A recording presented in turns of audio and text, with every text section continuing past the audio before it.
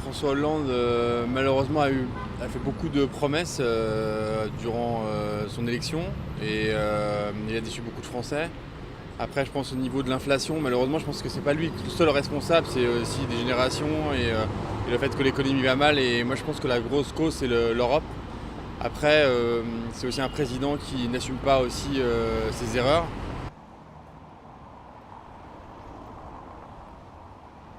Le seul vrai problème de Hollande est plutôt son problème de communication. Je pense que le reste, pour moi, il a une bonne politique. Par contre, il ne sait pas non pas l'appliquer, mais plutôt en parler. Donc les Français n'entendent pas. Surtout dans cette période commémorative. Surtout quand on réalise qu'en fait,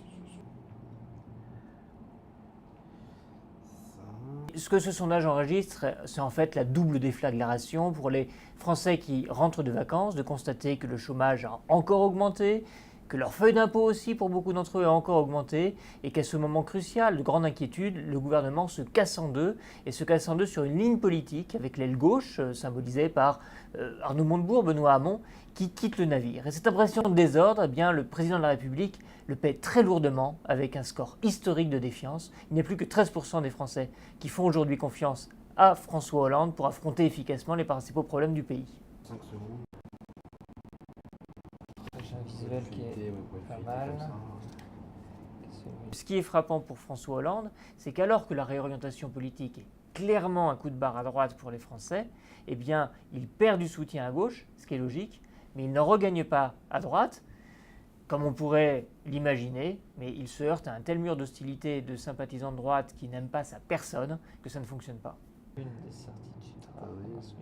Il est un petit peu comme ça.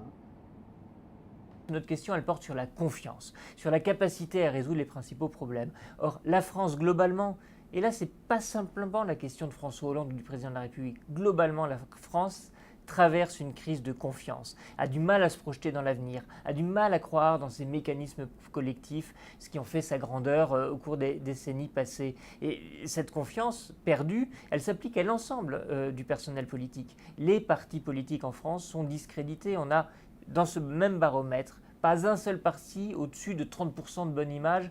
Ça, c'est historique, ça ne s'était jamais vu.